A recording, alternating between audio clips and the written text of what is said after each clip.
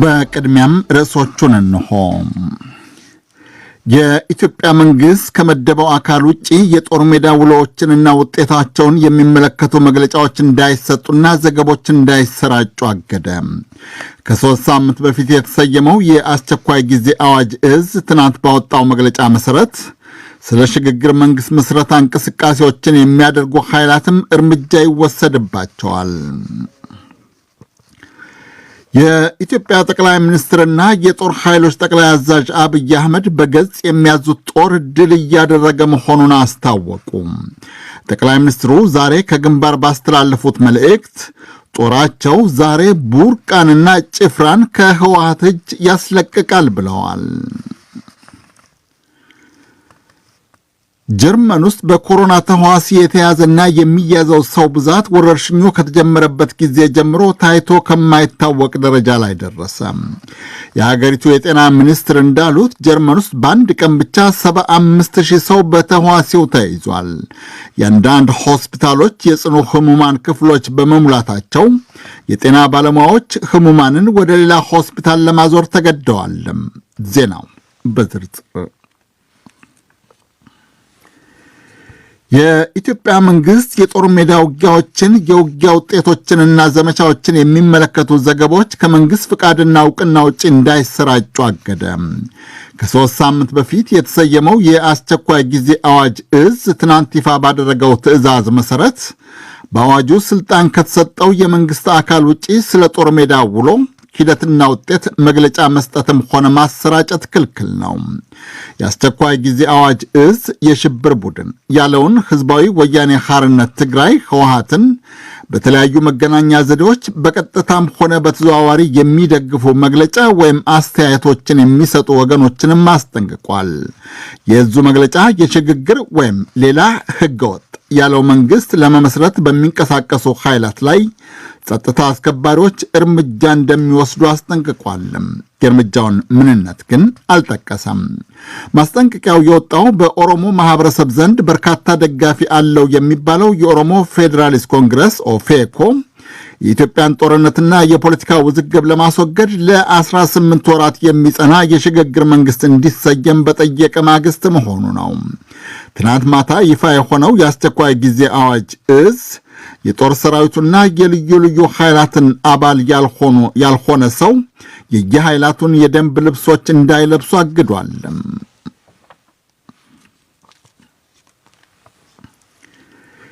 የኢትዮጵያ ጠቅላይ ሚኒስትር አብይ አህመድ የሚመሩት ጦር በከፍተኛ ወኔ እየተዋጋ መሆኑን ከጦር ግንባር ባስተላለፉት መልእክት አስታወቁ። ጠቅላይ ሚኒስትሩ ወደ ጦር ግንባር ከዘመቱ ወዲህ ለመጀመሪያ ጊዜ መንግስት በሚቆጣጠራቸው መገናኛ ዘዴዎች ባስተላለፉት መልእክት ጦራቸው አፋር ክልል የሚገኘውን የካሲጊታን ኮረብታዎች ከህወሓት ተዋጊዎች እጅ ማስለቀቁን አስታውቀዋል። ጠቅላይ ሚኒስትሩ አክለው እንዳሉት ጦሩ ዛሬ ቡርቃና ጭፍራን ይቆጣጠራል። ጦርነቱ በከፍተኛ ድል ነው የተከናወነ ያለው። አሁን ካዛክስታን ይዘናል። ዛሬ ጭፍራንና ቡርቃንን እንይዛለን። የኢትዮጵያ ነጻነት እስኪረጋገጥ ወደ ኋላ አንልም። ምንፈልገው እኛ ሞተን የምትቆም ኢትዮጵያን ማየት ነው። ምንፈልገው ወይም ኢትዮጵያዊ መሆን ነው ወይም ኢትዮጵያ መሆን ነው። ይሄን ደግሞ በድል እንደምናሳካ እርግጠኛ ነን። ህዝባችን ከጎናችን ነው። በውጭ ያሉ ወንድሞቻችን ባላቸው አቅም እየጮሁ ነው። ምሁራን እየጮሁ ነው። የኢትዮጵያ የጦር ኃይሎች ጠቅላይ አዛዥ አብይ አህመድ ጦሩን በገጽ ተገኝተው ለማስተባበር ወደ ጦር ግንባር የዘመቱት ባለፈው ማክሰኞ ነበረ። መልእክቱን ያስተላልፉበትም ሆነ የማዘዣ ጣቢያቸው ያለበት ስፍራ ግን በውል አልተጠቀሰም። የኢትዮጵያ መንግስት ጦር የትግራይ ክልል መስተዳደር ርዕሰ ከተማ መቀሌን ዛሬ ጠዋት በሰው አልባ አውሮፕላን ወይም ድሮን መታ። የዓይን ምስክሮች እንዳስታወቁት በልማዱ ዲያስፖራ ተብሎ የሚጠራው የሃድነት ክፍለ ከተማ የደረሰው ጥቃት 2 መኖሪያ ቤቶችን አፍርሷል ወይም አቃጥሏል። ነዋሪዎቹ እንዳሉት ሌሎች ቤቶችም መጠነኛ ጉዳት ደርሶባቸዋል። በሰዎች ላይ ግን ፍርስራሽና የመስተዋት ስብርባሪዎች ካደረሷቸው አነስተኛ ጉዳቶች በስተቀር የከፋ ጉዳት አልደረሰም። በቃ ድነረ ከሰዓት 2:40 አካባቢ ቀጥታ መጽያላውዚ ጠዋት 2 ሰዓት ከ40 ደቂቃ አካባቢ ነበር ጥቃቱ የተፈጸመው። ቀጥታ ድሮኗ መታ 2 ቦታ መታች። የኔ ቤት ከተቃጠለው ቤት 200 ሜትር አካባቢ ነው የሚርቀው። ተራሩጠን መተን ቤት የነበረው ሰው እንዲወጣ አደረግ ነው።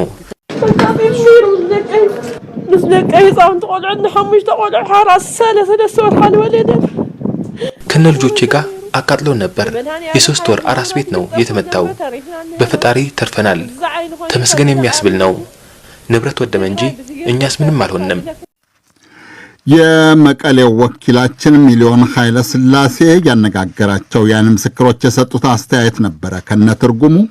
የህዝባዊ ወያኔ ሓርነት ትግራይ ህወሓት ቃል አቀባይ ጌታቸው ረዳ የዛሬውን ጥቃት በትዊተር ገጻቸው ተስፋ ከቆረጠ ስርዓት የተሰነዘረ የተስፋ መቁረጥ እርምጃ በማለት ነቅፈውታል። መቀሌ ባለፈው ቅዳሜ ለእሁድ አጥቢያም በድሮን ተመታ ነበረ። የኢትዮጵያ መንግስት ስለ ዛሬው ጥቃት እስከ ማምሻው ድረስ የሰጠው መግለጫ የለም። ይህ ዶይቼ ቬለ ነው። ካናዳ ኢትዮጵያ የሚገኙ ዜጎቿ ከኢትዮጵያ እንዲወጡ በማዘዝ እስካሁን የመጨረሻዋ ምዕራባዊት ሀገር ሆናለች። የካናዳ ውጭ ጉዳይ ሚኒስትር ሜላኒ ጆሊ ዛሬ ለዜጎቻቸው ባስተላለፉት መልእክት የኢትዮጵያ ጸጥታ ሁኔታ ከጊዜ ወደ ጊዜ እያሽቆለቆለ ነው። የካናዳ ዜጎች በአስቸኳይ ኢትዮጵያን ለቀው እንዲወጡ ሚኒስትሩ አሳስበዋል። ይሁንና አዲስ አበባ የሚገኘው የካናዳ ኤምባሲ ጽሕፈት ቤት ክፍት ሆኖ ስራውን እንደሚቀጥል ጆሊ አክለው አስታውቀዋል። የቡርኪና ፋሶ ፕሬዝደንት ሮሽ ማርክ ካቦሬ እየተጠናከረ የመጣውን የአማጽያን ጥቃት ለመመከት የጦር ኃይል አዛዦችና የካቢኔ ሹምሽር ለማድረግ ቃል ገቡ። የቡርኪና ፋሶ መንግስት አሸባሪ የሚላቸው አማጽያን በተደጋጋሚ ያደረሱትን ጥቃት መንግስት እንዲከላከል የሀገሪቱ ሕዝብ በተከታታይ በሚያደርገው የአደባባይ ሰልፍ እየጠየቀ ነው። አማጽያኑ ባለፈው 2 ሳምንት ብቻ 3 በከፈቱት ጥቃት 60 ወታደሮችና 15 ሰላማዊ ሰዎች ገለዋል። ሰሞኑን ርዕሰ ከተማ ዋጋዱጉ የተሰለፈው ሕዝብ ፕሬዚደንቱ ጥቃቱን ካላስቆሙ ስልጣን እንዲለቁ ጠይቋል። ፕሬዚደንት ካቦሬ ትናንት ማታ ለሕዝባቸው ባደረጉት ንግግር ግን ስልጣን የሚለቁት እሳቸው ሳይሆኑ ወታደሮቹን ለጥቃት አጋልጠዋል ያሏቸው የጦር አዛዦችና የካቢኔ ሚኒስትሮች ናቸው።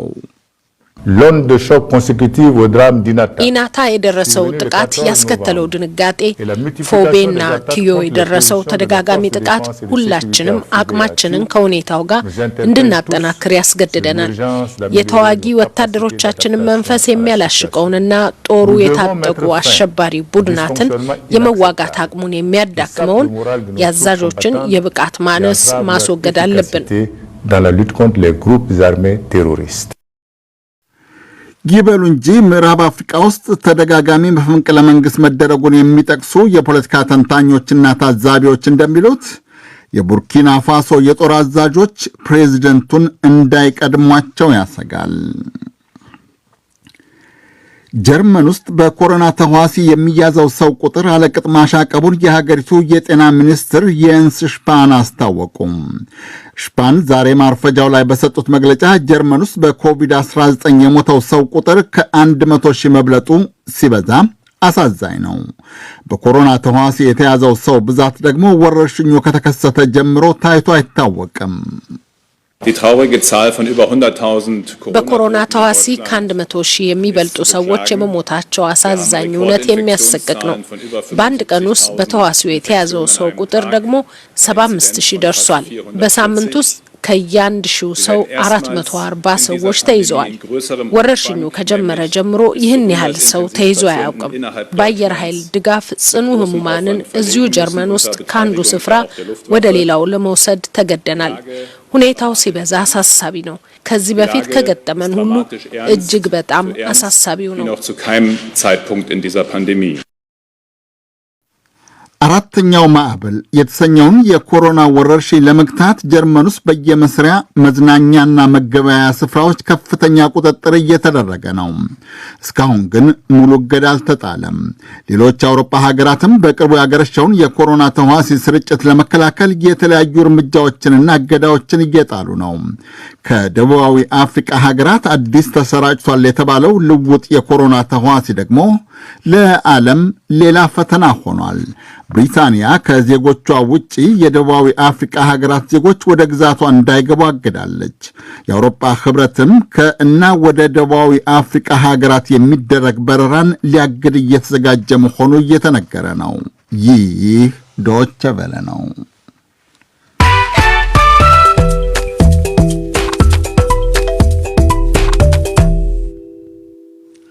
ዜናውን ለማብቃት ርዕሶቹን በድጋሜ ላስታውሳችሁ።